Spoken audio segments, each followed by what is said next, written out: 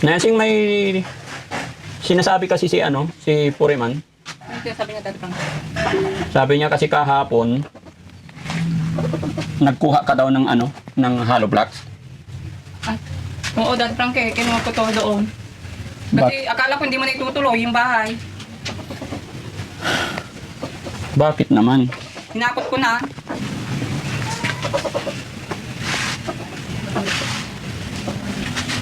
Hindi pa naman sigurado at ansing pinag-uusapan pa lang naman natin Hala. Dati pang pinagahakot ko na kasi baka mabasag-basag doon. Baka kunin pa ni Kuya JJ, kaya inunahan ko na.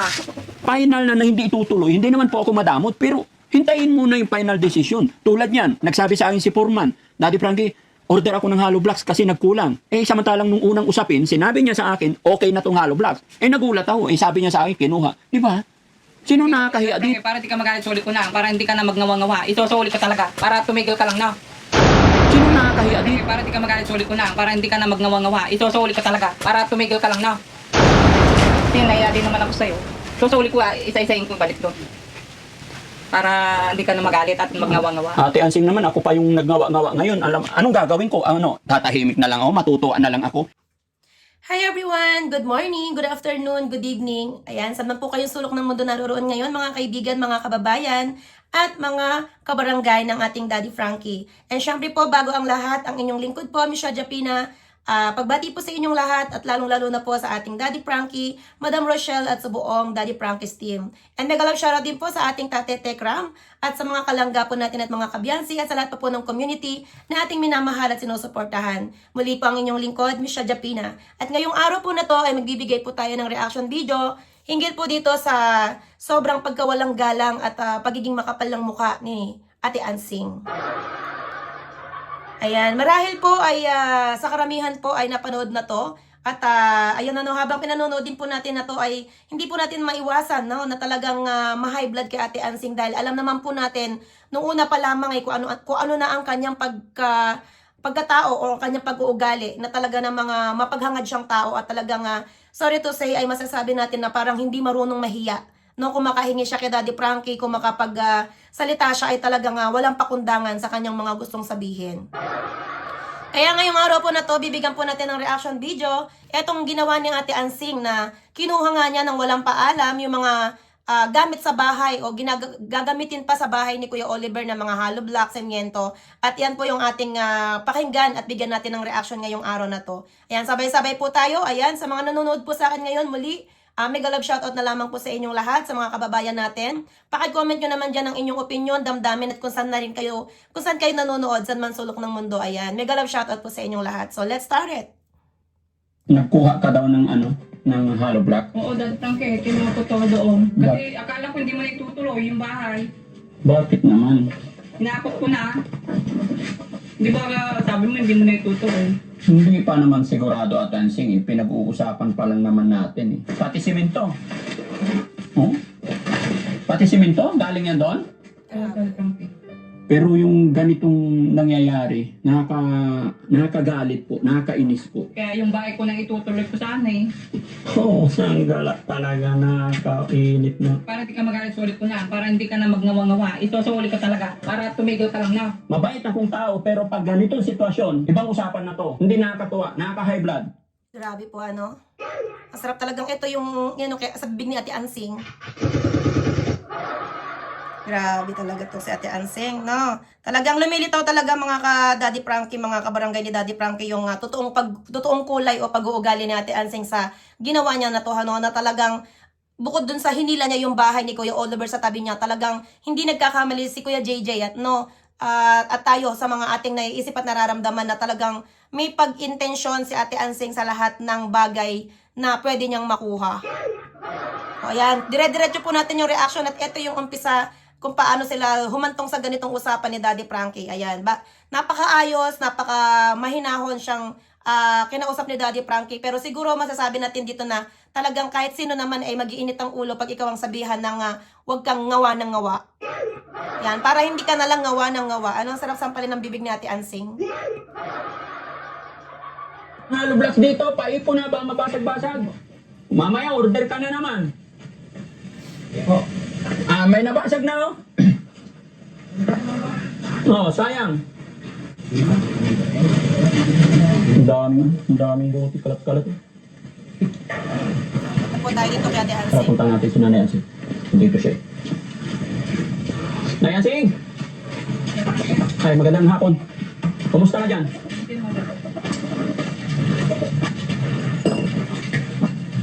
Nanay Ansing, may sinasabi kasi si Puriman. Sabi niya dati. Sabi niya kasi kahapon, nagkuha ka daw ng hollow blocks. Oo, Dad Frankie, kinuha ko to doon. Dad. Eh, akala ko hindi man itutuloy yung bahay. Tingnan mo, akala niya daw kasi hindi na itutuloy yung bahay. Oo, wala pa naman sinasabi si Daddy Frankie na, o sige, talagang hindi natutuloy na tuloy. Kumbaga, pinag-uusapan pa lang nila mga kababayan kasi nga, 'di ba? Nagkaroon sila ng problema ni Kuya JJ, no, na bakit doon niya hinila sa gawin niya yung pagpapatayo ng bahay ni Kuya Oliver. Tapos ngayon talagang makikita mo dito na talagang atat na atat siya, no, na makuha ko ano yung pwede niyang makuha. O, kahit hindi pa naman talaga finalize na sinasabi ni Daddy Frankie hindi na talaga tuloy, no? Talagang napaghahalata ka, Ate Ansing. Bakit naman? Hinakot ko na. Hinakot na Sabi niya. mo, hindi na itutuloy.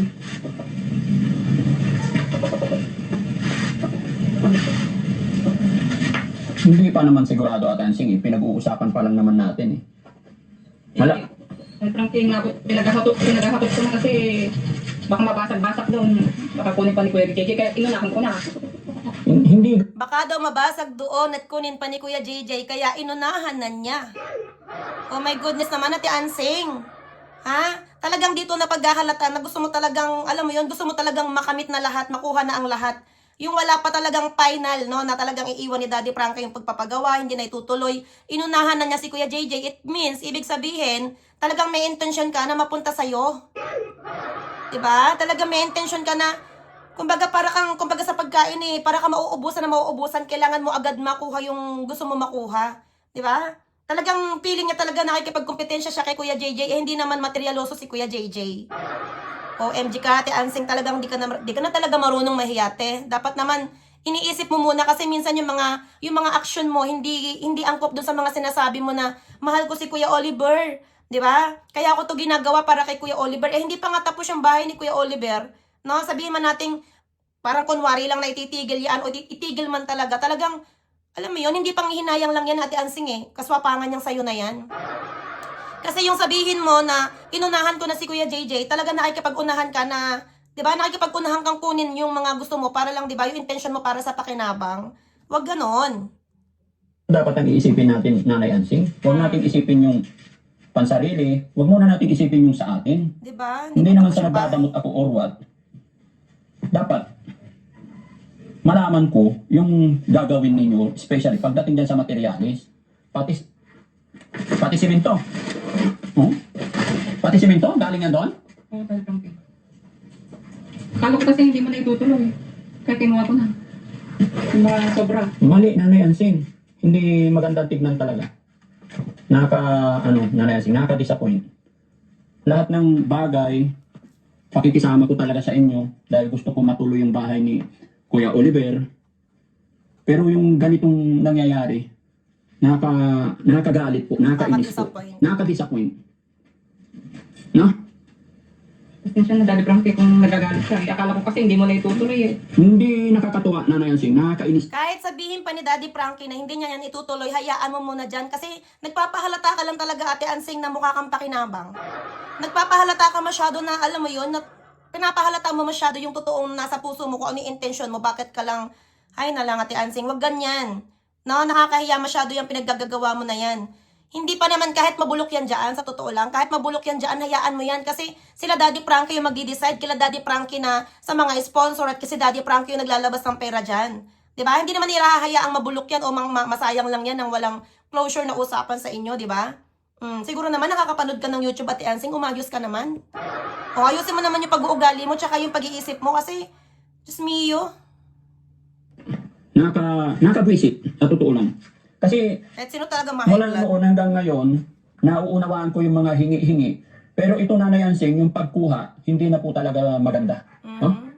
Pati semento pa. Hindi alam ni Puriman yan. Ang sinabi lang sa akin, At saka Ate Ansing, kung kukuhanin mo yan, no, hintayin mo muna uling bumalik si Daddy Frankie, yung talagang final na, no, na kung talagang hindi na matutuloy yung bahay, nang hinayang ka, pwede bang, Daddy Frankie, pwede po bang mahingi na lang tong hollow block na to, hindi nyo na pala itutuloy, at magamit ko sa bahay ko, no, hindi pag hindi mo pagmamay-ari, wag mo papakailaman. Purman, hollow blocks, pati semento pa pala. Kasi kung talagang hindi matutuloy, pag-uusapan pa rin, di ba? Pero wala pang final eh. Nag-uusap-usap pa lang tayo nila Kuya Gigi, nauna ka na palang kumuha. Kaya pala sabi ni Puriman, nag-order siya ulit kahapon, nagparating siya ngayon kasi nagkulang. Kinuha nyo kasi. Kasi hindi mo na itutuloy, Daddy Frankie. Kaya yung bahay ko nang itutuloy ko sana eh. Oo, saan gala talaga na. Oh my goodness, yung bahay daw niya itutuloy niya sana. Kung sa ka man ako, Anseng. Nakakilit na. Ito ka na, Daddy Frankie. Yung kala ko talaga hindi mo na itutuloy. Kaya nga, Alam nyo guys, sa sobrang bait at hinahong tao ni Daddy Frankie, dito nyo lang talaga makikita na halos maubos na yung pasensya niya kay Anseng, no? Sa haba-haba ng panahon na napapanood natin si Daddy Frankie, talagang, di ba, kahit na ganyan yung ugali ni Ate Anseng, kahit nababash minsan si Daddy Frankie noong una pa lang si Kuya Oliver, di ba, na parang madami nga may ayaw kay Ate Anseng, pero nandiyan pa rin si Daddy Frankie para umunawa sa'yo, Ate Anseng. Lalo na yung mga, di ba, yung mga sponsor din na nagbibigay pa rin sa'yo kahit papaano ng blessing. Maging thankful ka na lang muna. Wag mo kasing anuhin, wag kang lumagay dun sa kalagayan ni Kuya Oliver kasi hindi naman ikaw yung tutulungan. No? Kumbaga magpasalamat ka na lang na naaambunan ka ng blessing. And syempre, ay na lang Ate Anseng. kung may mga lula. Pero kung gusto mo, ibabalik ko na.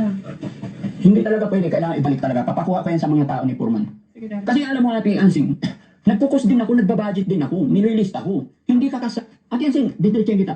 Si Kuya Oliver lang po ang beneficiary namin.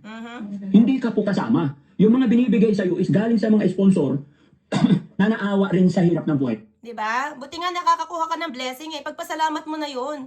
And wag mong i-take advantage, wag mo samantalahin na hindi ulit dahil may naawa sa'yo o sa kapatid mo eh, ganyan ang gagawin mo pag-uugali. Dapat Ate Ansing, mas ipakita mo sa mga tao na nagbabago ka. No? Ipakita mo sa mga taong mabuti kang kapatid. No? Talagang kung di ka man naging mabuti noon, magpakabuti ka. Nang sa gayon, maramdaman din ng mga viewers tulad namin na, nagbago na to si Ate Ansing, mas karapat dapat din tulungan kasi inaalagaan niya si Kuya Oliver. Pero kung ganyan yung pag-uugali mo, na kahit nalukohin namin mga viewers, yung sarili namin na, okay lang to si Ate Ansing, nagbabago na to, tsaka inaalagaan naman si Kuya Oliver. Pero lumalabas talaga na yung paghahangad mo sa mga bagay-bagay na, parang alam mo yon, masyado kang swapang. Pero huwag mo sanang isiksik yung sarili mo na parang ikaw ang mas priority beneficiary. Hindi po. Si Kuya Oliver. Akala ko kasi talaga hindi ko na itutuloy. Dahil kami kaya naisip ko na hakutin na lang yung mga... Kung talagang final na hindi itutuloy, hindi naman po ako madamot. Pero hintayin muna yung final decision. Tulad yan, nagsabi sa akin si Purman, Daddy Frankie, order ako ng hollow blocks kasi nagkulang. Samantalang nung unang usapin, Tsaka, yun nga Ate Ansing ano ba naman kung magsabi ka? Kung talagang feeling mo sa tingin mo hindi na itutuloy, Daddy Frankie, tumawag ka o intay mo silang pumunta muna. Daddy Frankie, totoo po bang hindi na ba talaga to itutuloy? Pwede ko po bang mahingi na lang to? Pero, syempre, nakaano pa din yan kasi sa pabahay ni Kuya Oliver. At saka, kung bakit hindi matutuloy yan, kasalanan mo din.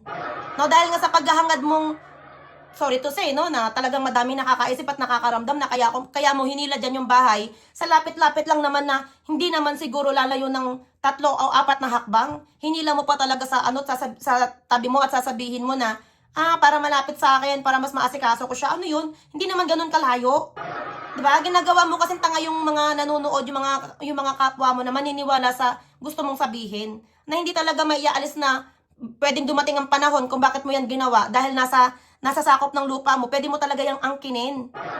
At hindi ka naman din magsusungay dito sa mundo. Yung mga anak mo, baka may nakamana na, sorry to say naman, baka, yun nga, hindi naman maiaalis sa pamilya na yung mga anak na nag-aaway-away, yung mga pamangkin, diba? Baka sila yung gumawa nang hindi mo nagawa. Diba? sa akin, okay na itong hollow blocks. Nagulat ako. Sabi niya sa akin, kinuha. Diba? Sino nakakahiya? Para hindi ka magalit, sulit ko na. Para hindi ka na magnawa-ngawa. Ito, sulit ka talaga. Para tumigil ka lang na. Grabe. Grabe yung sinabi niya dito. Ayan, tinan niyo mga kaibigan, no? Talagang dyan mo makikitang mabubusit na talaga si Daddy Frankie. Siguro kung di ka lang naiba-iba kay Daddy Frankie, ay na lang. No, kahit gaano kabait ang tao, baka machinelas ka talaga sa bibig mo. Hinaya din naman ako sa'yo. Susulit ko, isa-isahin ko balik doon. Para hindi ka na magalit at magnawa-ngawa. Ate Ansing naman, ako pa yung nagnawa-ngawa ngayon. Anong gagawin ko? Ano, tatahimik na lang ako, matutuwa na lang ako. Ate Kaya Ansing, nga, dapat isusulit ko na lang para di ka na magsalita. ang akin lang Ate Ansing, pinapaliwanag ko, kasi hindi biro-biro yung ginagastos dito. Malaki rin po yung gagastusin dito sa bahay. Kaya ang gusto ko, focus muna tayo doon sa bahay. Tsaka ang point, Ate Ansing, bago mo pakialaman ng isang bagay, magpaalam ka muna sa may-ari. 'Di ba? Hindi yung ganyan na, ay baka maunahan ako ni Kuya JJ, wag ganon. Sige, isulit ko na. Hindi siya nagngangawa-ngawa. Wala naman sanang wala naman sanang bastusan na Ansing. Ayaw kong maging bastos, lalong-lalo na sa pamilya ninyo. Sa'yo. Nire-respeto ko kayo, pero sa ganitong sitwasyon, hindi maganda. Baka ako talaga ang tuluyang magbaback out dito. Ipapahinto ko talaga yan. Kung ganyan na ako pa yung, after all ng kabutihang ginagawa ko, ako pa yung nagngangawa-ngawa dito.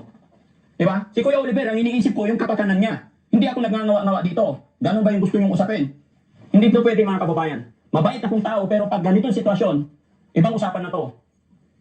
Hindi nakakatuwa, nakaka-high blood. Baka dito ako mamatay. Tawagin si Puriman. Grabe ka si Ate Ansing. Napasubo lang naman ang kunin dahil Frankie. Hindi, nakakainis naman kasi sabihin mo ako yung nagngangawa-ngawa eh. Mapagpapasensyahan pa kita, oo. Pero yung sasabihan niyo ako yung Napasubong kunin. Paano mo naman nasabing napasubong kunin, hindi ka nga nagpaalam kay Daddy Frankie?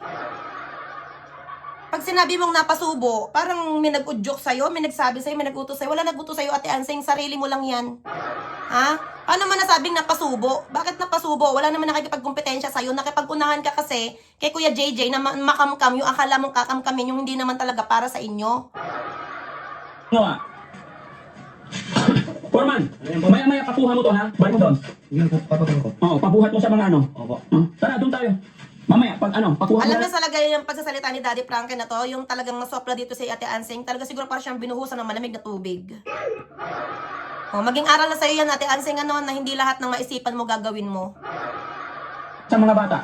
Ayusin mo na yan, Sing. Ayusin mo yung pag-usap, please.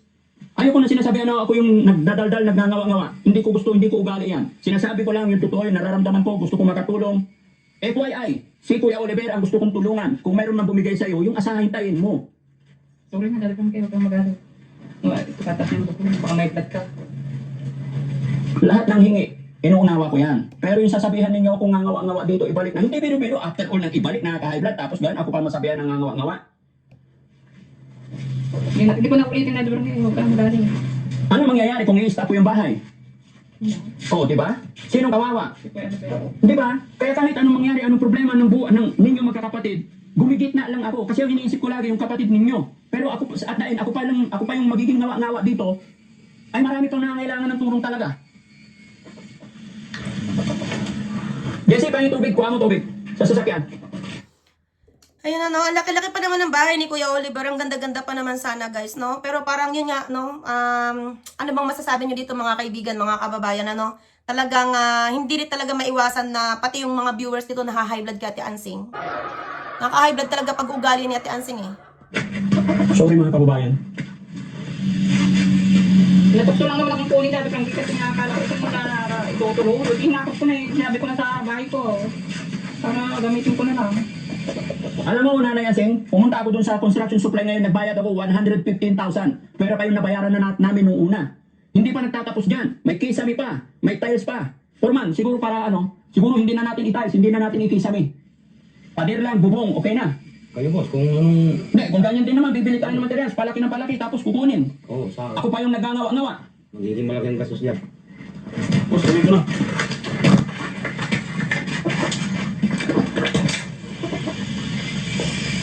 Hindi ko na wait ka na tatapos ko. Hindi na talaga kukuha kahit isa lang. Huwag na, hindi na kukuha. Tuloy mo lang. Hindi na talaga mauulit. Ano? Kahit hindi ko na ulitin gumawa kahit isa. Hindi na ako uulit. Ituloy mo lang yung bahay. Kuya, natukso lang naman akong kunin nun kasi akala ko hindi mo na itutulong. Kaya sabi ko, hindi na siguro. Pati ano pala po man, pati simento, kinuha rin daw niya yan. Dalawa. Hindi ba? Hindi natin alam. Alam mo yung asawa ni Ate Ansing, mabait guys, eh, no? May respeto. Ito lang talaga si Ate Ansing talagang may, may pagkaugaling linta. Sige, sinsya ka na, Foreman. Tara, doon tayo. Uwi muna tayo. High blood talaga si Daddy Frankie. Hindi ko kaya to, mga kababayan. Hindi, okay lang. Yung mga kababayan, yung kasi sa dami-dami ng mga tinutulungan natin, dito lang tayo nasabihan ng tayo pa yung nagngawa-ngawa. Hindi tayo nagbibiro mga kababayan dito eh. Kumbaga, totoo. Totoo yung pagmamahal, binibigay natin.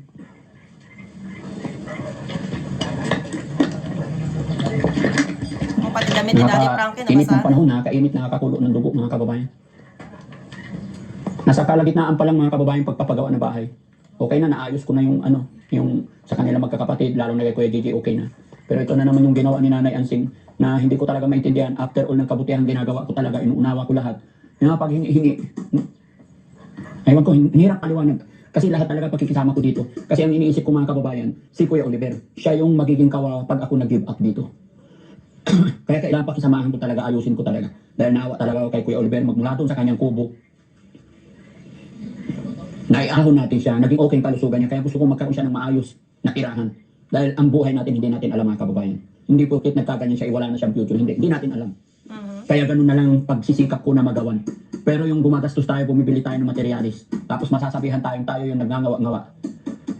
So, kahapon po mga ka-Daddy Frankie, no, mga kababayan, may premiere din si Daddy Frankie, no, napag-usapan nga doon, no, pwede din naman talaga si Kuya JJ, no, yung mag-alaga na lang kay Ate Ansing. Siguro kay Kuya JJ, iwas-iwasan lang siguro yung pag-inom, no? Medyo iwasan lang yung pag-inom, and then kung ano siguro yung may bibigay na sa mga sponsor po, may bibigay na konting negosyo para doon na lang sa bahay si Kuya JJ, or ano yung pwede nila pagkakitaan, kesa talaga dito kay Ate Ansing na talagang, naku, baka ma-high blood pa talaga si Daddy Frankie dito ay. No? Pwede naman talaga kahapon kasi may meron naman talagang naging usapan na parang, no, pwede naman din talaga si Kuya JJ. Si Kuya JJ na lang mag-alaga, kaya lang si Kuya JJ kasi minsan lasinggero din eh. Oh, may lig talagang mag-inom-inom din kasi eh, no? Pero kung sa kabaitan lang naman, at saka yun, hindi mapaghangad na tao, eh kay Kuya JJ tayo talaga, no? Eh paano yun, Ate Anseng? Ha, lalo ka na mawawalan ng ano nun, ha? Kasi may mga nagsasabi din mga kababayan na baka nga pagkayari ng lahat-lahat ng tulong ni Daddy Frankie, maging swapang itong si Ate Ansing, Hindi natin alam, no?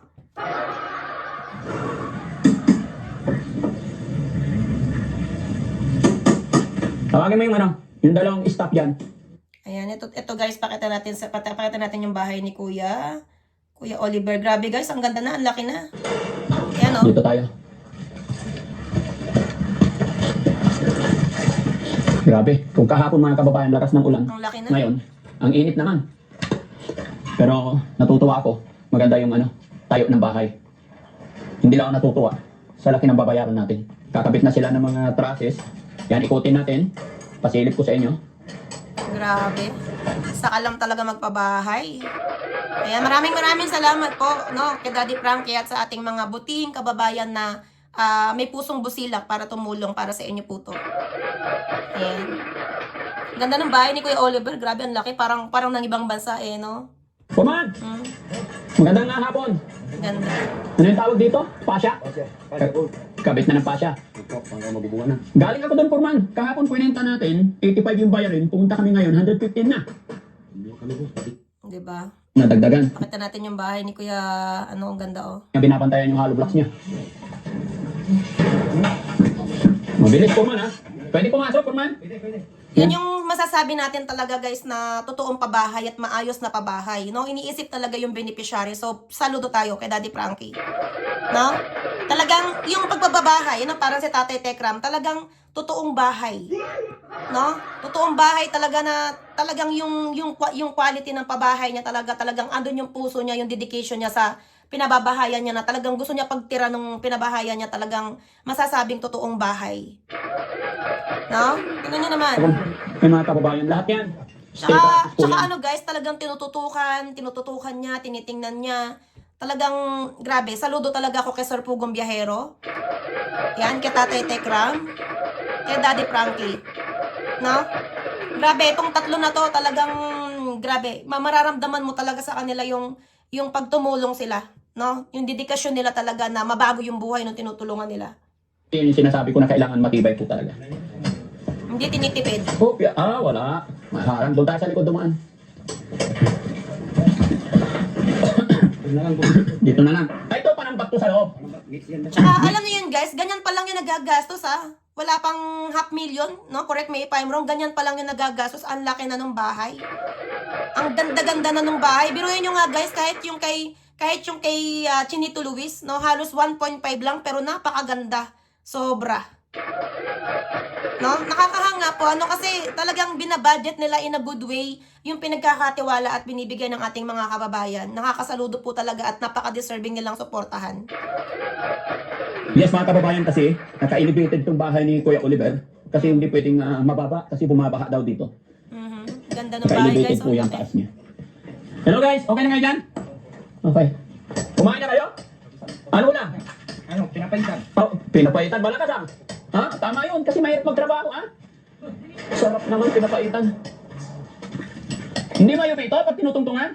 Hindi masira? Baka pag nasira, order ka na na. Pakita natin sa inyo yung loob. Ha? Oh, Ayun, talagang bahay talaga. May poso negro. Para saan po ito? para Low span. Kasi, Alam niyo yan mga kaibigan, mga kababayan, hindi pa natatapos yung bahay pero matutuwa ka na. Parang nakikita at nararamdaman mo na palitada pa lang, talagang mukhang bahay na. Ha? kakabahan ako. may kami yung possible na, napaikutan na. Pag napaikutan na, lagyan na. Oh. May yun na yan. Bukas meron na. Kinakabahan kasi ako, baka mapakapakan ng kalabaw. May kalabaw na dumadaan dyan. Purman, mag-ingat tayo. Yan. Tsaka guys, titingnan nyo guys, Gaan kami nga. kung bakit tayo napapahanga. Kasi talagang yung alam nyo yun, yung paggawa, yung pagbalibag ng mga semyento, talagang, kumbaga, parang gumagawa talaga ng malaking bahay, no? Hindi yung makikita mong parang hinampulasan lang para matakpan yung hollow block. May ganun akong meron akong ganun nakikitang paggawa ng bahay, no? Yung parang ginanon lang ng konti, matakpan lang yung hollow block, ganun kanipis. Pero dito talaga makikita mo kung meron talagang gaano kakapal yung ibinabatukal nila. Talagang maganda, maayos gumawa itong pinapagawa ni Daddy Frankie. And syempre sa nagpapagawa din yun, talagang nakatingin din siya na maayos yung pagpapagawa niya ng bahay. Maganda na. Matibay. Parang abukado daw. Parang abukado. Sabi ko lang. Oo. So mga ilang araw tayo dito. Purman. So may nakita ko dito na pinalitadahan. Ayun. Sige. Patay, kumuha pa nila isang paong pa. Ayaw. Tanganin. Tapos yung hinihingi mong eskwala, humingi ako nandoon. So, ayan lang po mga ka-Daddy Frankie. Ito lang po muna ang reaction video natin ngayon. Sa mga hindi pa po nakasuporta kay Daddy Frankie, huwag niyo pong kalimutan mag-subscribe. Ayan, supportahan din po natin Daddy Frankie. Tekram Vlog, ayan, Sir Pugong Biyahero, ayan, sa lahat pa po ng mga kasamahan nating ibang mga charity vlogger, ayan, kila Daddy Donut, ang Langga Community, ayan, kila Langga Rachel, kaya Biancy, shoutout po sa inyong lahat. At sa akin pong Tekram Pure Arts International, ayan, mega love shoutout to all of you. Ayan, sa lahat po ng co-sponsors natin, ayan, mega love shoutout po, Tita Aida, kay Tita C. Marcos, kay Tita Nisum, kay Ate Irona, ayan, kay Nanay Emma, at marami pang iba, kay Geraldine Condo, kay Rose Amargo, ayan, Mayat Altares, Cyberindi, at marami pang iba, na hindi ko man nabanggit. Mega love shoutout po sa ating mga Tekram Pure Hearts at sa ating lahat ng co-sponsor. Mabuhay po kayong lahat. Ayan, and hintayin po natin, magpapadala din po tayo ng konting tulong kahit papaano, sa mga mission at pabahay ng ating Daddy Frankie, Kilalangga, at syempre po sa ating Tatay Tekram. Ayan, see you soon again mga kaibigan, mga kababayan. Muli po ang inyong lingkod, at sa mga hindi pa po nakasubscribe sa akin channel, kung nagustuhan nyo po ang ganitong klase ng mga reaction video, at sa mga ginagawa ko pa rin po ng mga reaction video at upload, ayan, huwag nyo pong kalimutan mag-subscribe, at i-push yung notification bell para po lagi kayong updated sa aking mga live, at sa aking mga uploaded video. Ayan, maraming salamat po muli ang inyong lingkod, Michelle Japina. Goodbye, and God bless you all.